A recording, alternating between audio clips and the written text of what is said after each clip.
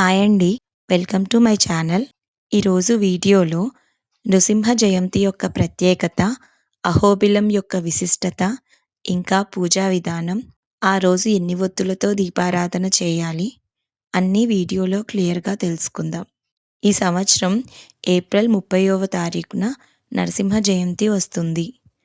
నరసింహ జయంతి వైశాఖ మాసంలోని శుక్లపక్ష చతుర్దశి రోజున అంటే ఏప్రిల్, మే నెలల్లో జరుపుకునే ఒక ముఖ్యమైన పండుగ.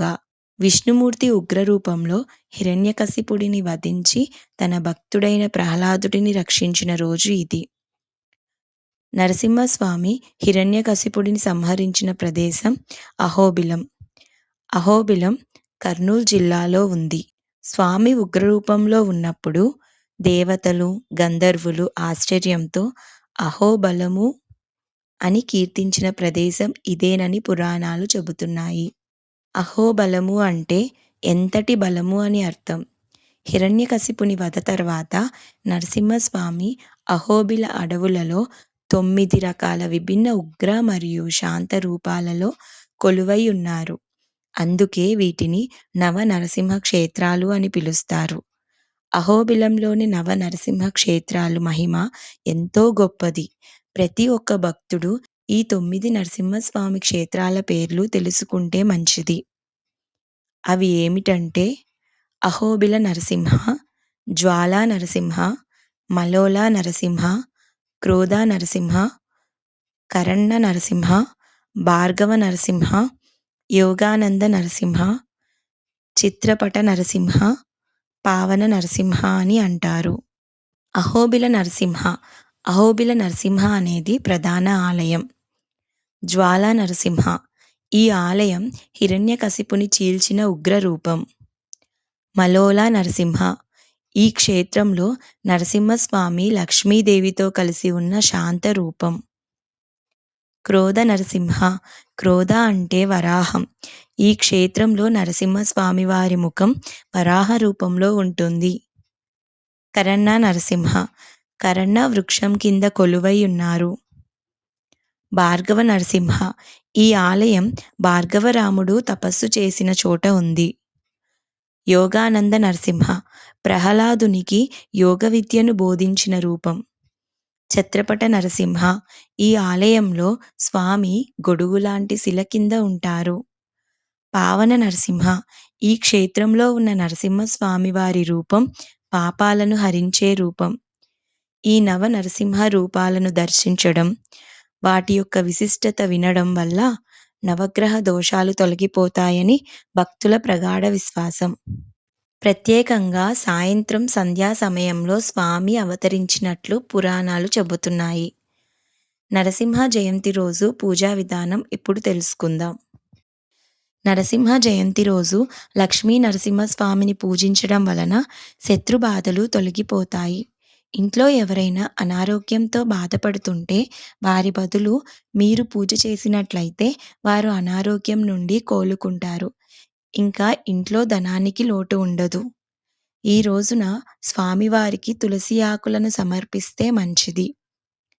ఉపవాసం ఉండేవాళ్ళు ఈరోజు ఉదయం నుండి సాయంత్రం వరకు ఉపవాసం ఉండి సాయంత్రం నరసింహస్వామికి పూజ చేసి ఆ తర్వాత ఆహారాన్ని తీసుకోవచ్చు. ఈరోజు ప్రతి ఒక్కరూ సాత్విక ఆహారం తీసుకోవాలి.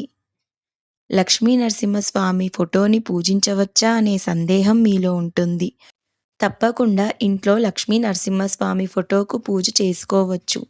శాంతి స్వరూపుడైన లక్ష్మీ నరసింహస్వామిని పూజించడం వల్ల ఇంట్లో ప్రశాంతత, ఆర్థికాభివృద్ధి కలుగుతాయి. నరసింహస్వామి ఉగ్రరూపం అంటే హిరణ్యకశిపుడిని చంపుతున్నట్లు ఉన్న ఫోటోను ఇంట్లో పెట్టుకోకపోవడం మంచిది.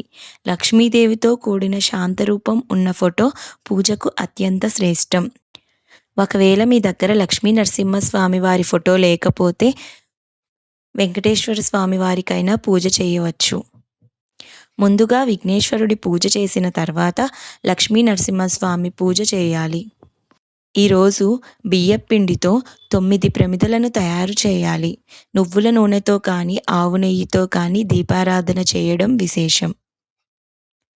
ఒక పెద్ద మట్టి ప్రమిదను తీసుకొని అందులో నువ్వుల నూనె కానీ, ఆవు నెయ్యి కానీ వేసి 18 ఒత్తులు 2 ఒత్తులు ఒకటిగా కలిపి దీపారాధన చేయాలి.